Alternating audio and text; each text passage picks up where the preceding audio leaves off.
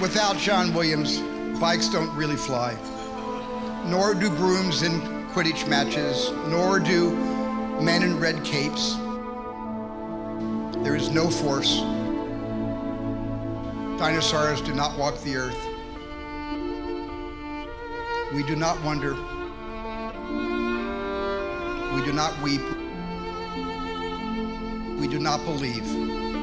John, you breathe belief into every film we have made. You take our movies, and through your musical genius, you make them real and everlasting for billions and billions of people.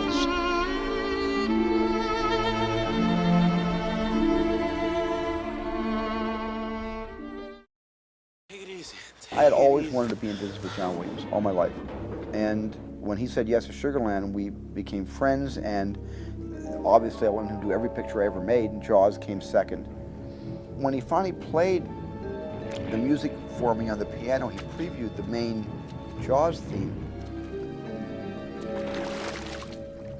Dun, dun, dun, dun, dun, dun, dun, dun. And at first I began to laugh. I thought he had a great sense of humor. I thought he was putting me on. And he said, no, that's the theme to Jaws. And I said, play it again. He played it again, and he played it again, and it suddenly seemed right.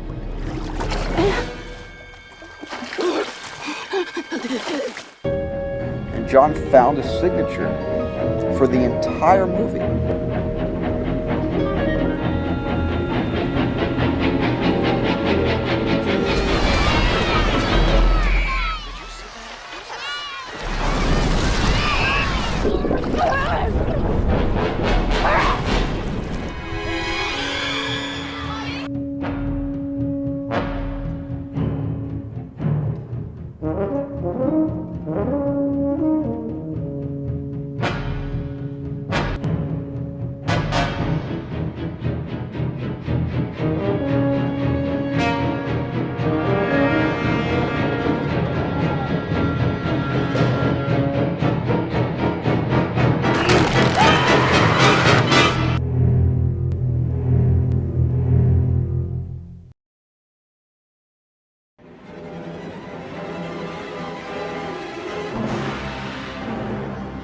Star Wars turned out to be a phenomenal beacon, I guess you could say, in the history of popular film.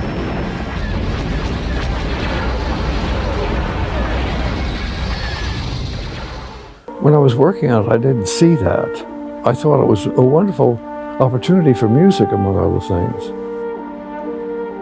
There's music in the galaxies far, far away. You see, Star Wars was meant to be a simple hero's journey. A fantasy for young people. I looked at the film, and Han Solo and Princess Leia seemed to me to be a wonderful couple of kids. And never, any of us ever didn't get a hint from George Lucas that there was ever going to be a second film. And I just assumed at the end of this film that the two characters of Luke and Leia would in future life marry, have children. So I wrote a love theme for Princess Leia. And so in the second film, I had to write a new theme for Princess Leia. It was a complete mistake, because George hadn't told us, I love you. I know.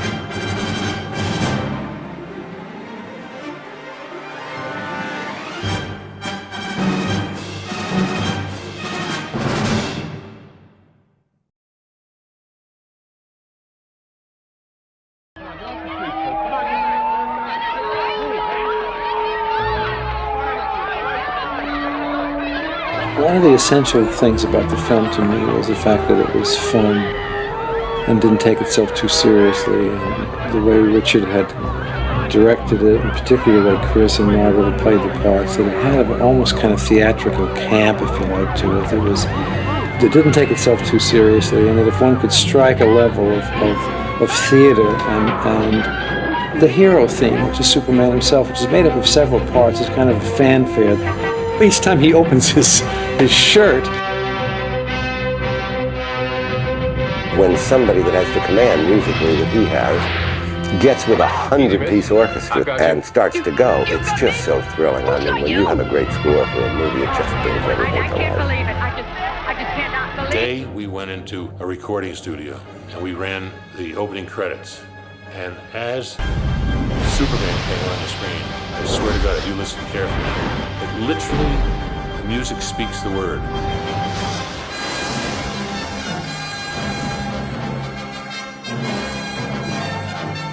I screwed up his take because I just ran out on the floor yelling, "Genius, genius, fantastic."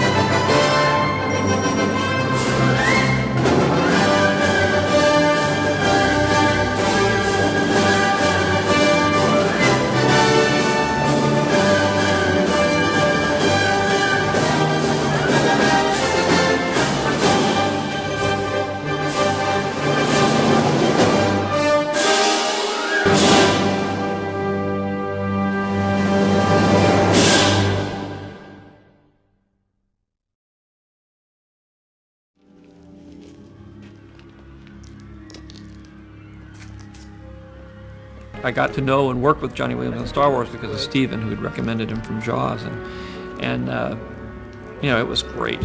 You know, that's the most fun part of making a movie for me, because you don't have to do anything, you just sit back and listen, and it's all. And with Johnny, it's just fantastic.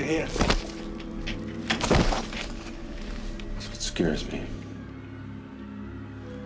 I've been very fortunate to work with both George Lucas and Steven Spielberg, because in the case of both of those gentlemen, they are interested in music and use it in a very theatrical way that gives the music an opportunity to project itself and gives me an opportunity to write in a thematic way.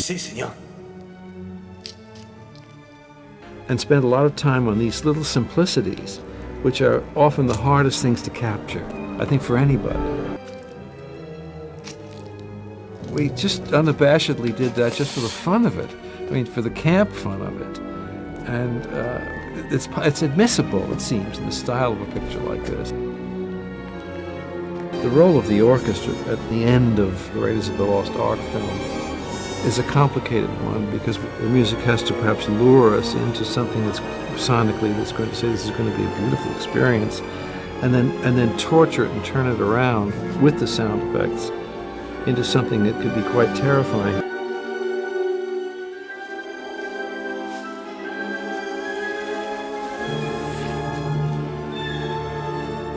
He'd actually written 2 Raiders themes. He had written,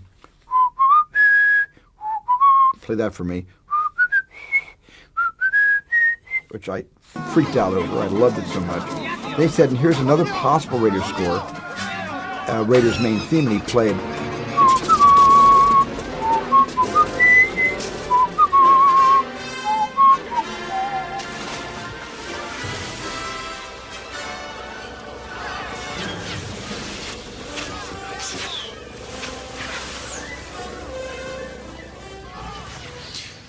Take, for instance, this example, Marion's theme from Raiders. You'd expect it might play under Marion's entrance, but when Indy first sees Marion again for the first time in the bar, there's no music at all. But watch this.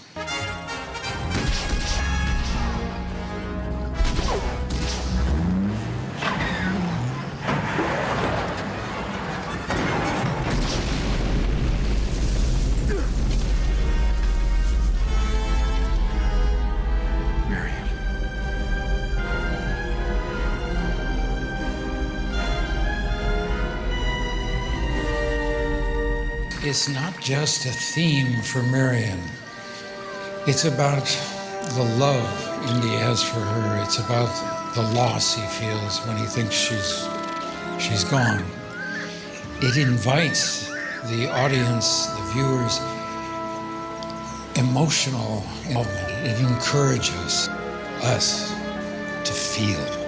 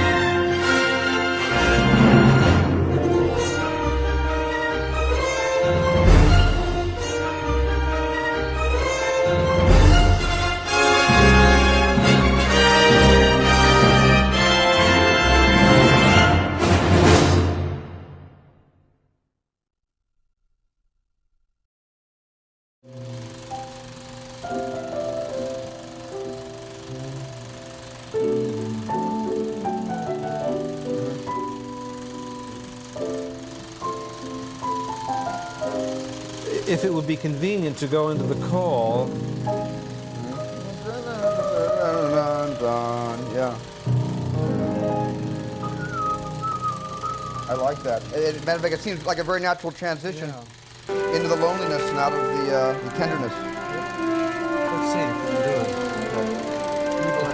The thing is, where do we shift from the call to the theme? Is it on the smile? Is it when he touches the face? That's a good question. That's a wonderful question, and your choices are as many frames long as the sequence.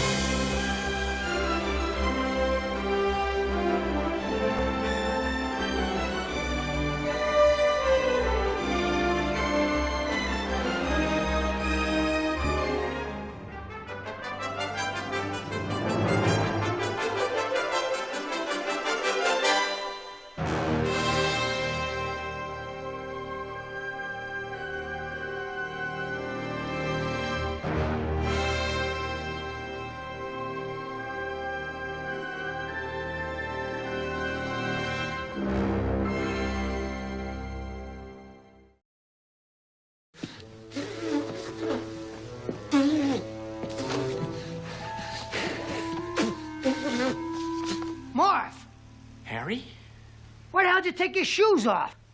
Why the hell are you dressed like a chicken? I'm up here, you moron! And I looked at it, and I loved the film, and B, something I've always wanted to do in my life was to write some Christmas music, you know, which is, you can imagine what a challenge that is, because for over 400 or 500 years of great church music and great Christmas music, but I've never had that opportunity in all my 30 years of writing, so that was one thing that appealed to me. And the other was that I could see that when these two thieves go into the house and the little boy sells traps and does all this thing, that all of that action, there isn't very much dialogue in it.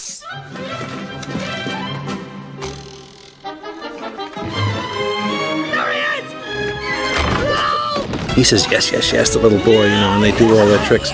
But it was an opportunity for the orchestra to score all of that the way you would some kind of theatrical burlesque or a ballet piece. And so I saw it as a great musical opportunity. Harry, help me get up! I got him!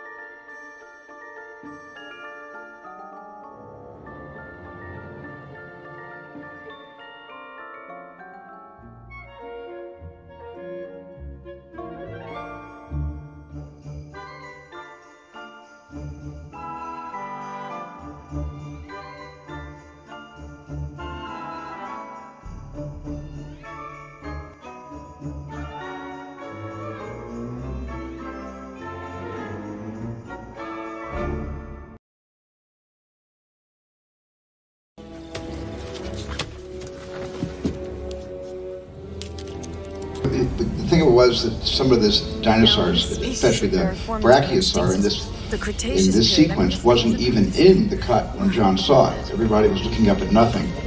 You know, we had a large wire connected to a truck at the top of a tree, and we pulled the wire as if the brachiosaur was eating from the uppermost branches, and then we cut the wire so it would snap back again. That's what Johnny basically saw. They were looking at nothing. But of course, when he saw Close Encounters, they were also looking at nothing. So Johnny has scored a lot of movies where characters not seeing really anything until we suggest it through music or through special effects.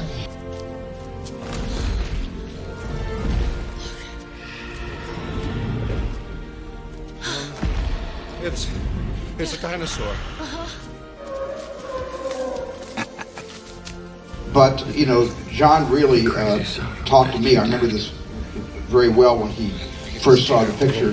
He talked about the nobility of these animals. We never called them monsters, never called them dinosaurs, we called them animals. This is a complete extinct ecosystem that was brought back through science and immorality, and which is part of the theme of the movie. And of course, in later films, everybody paid the price for that.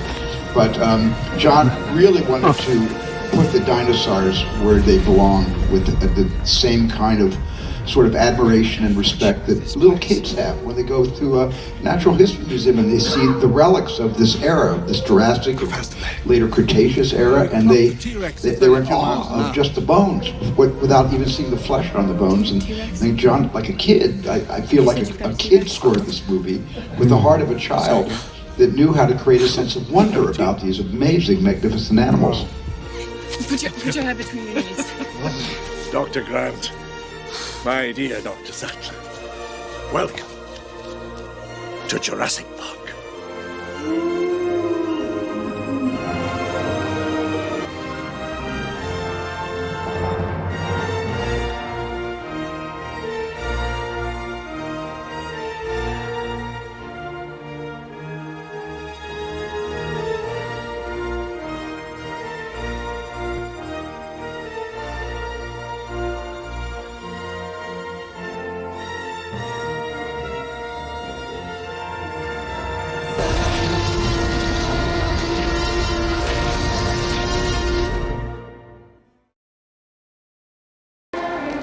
This was such an important moment in my life, not just career, more important life, that I, for the first time, because I needed the winter, and I had to have a winter to shoot Krakow Poland, and this is for the first time I missed Johnny's scoring session at Jurassic Park.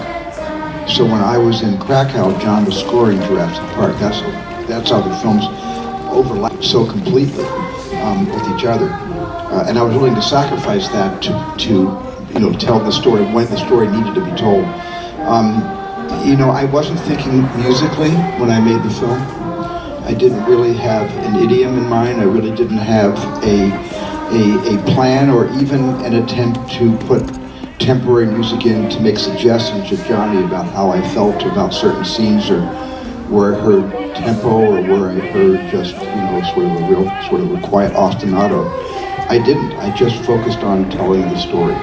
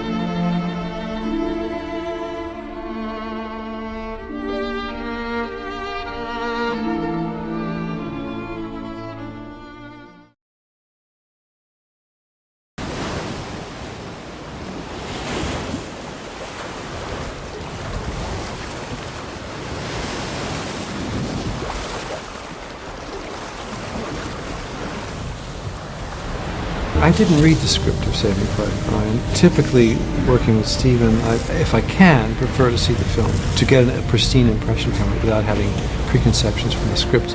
And I was enormously moved by it. I mean, it's I think one of the, shall I say, great war films that we have, and found it very, very touching and very moving, and somewhat unique, I think, for Steven and for me, was the fact that we didn't use so much music in the film.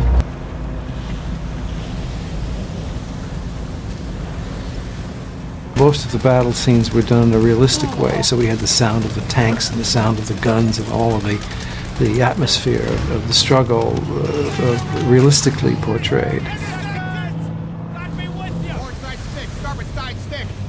Move fast and clear those murder holes. Want to see plenty of beats between men. 5 men is a juicy opportunity. 1 man's a waste of ammo. Stand out of your weapons. Keep those actions clear. I'll see you on the beach.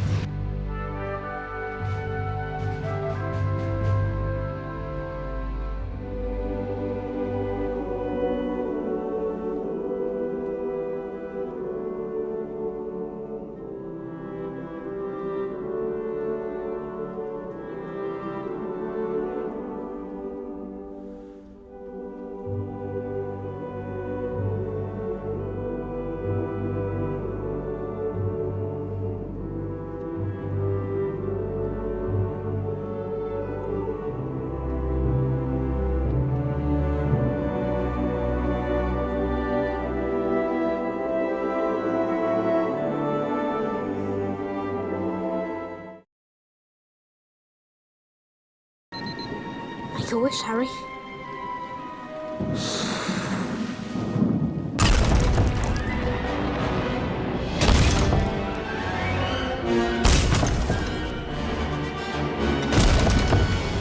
There's a phone call for you to take from London about Harry Potter. I knew about the books, but I hadn't read them. And the phone call was from one of the producers of the film. And he said, would you do the film? And I said, of course, I'd love to do the film. I was having dinner out that night. He said, will you write a piece of music that you would imagine would be a trailer for the film and record it with orchestra and send it to us? I came back from dinner and wrote the Hedwig theme. Dum ba dum bum bing bum bum, that. And the next day orchestrated it, and then a day or so later recorded it with an orchestra that Mr. Gorfain had organized, and sent it to them, and the producer called back and he said, that's it, that's the theme from our film. We want it all through the film and all through the whole thing. I'm not sure where I had dinner that night, but it seemed to work out all right.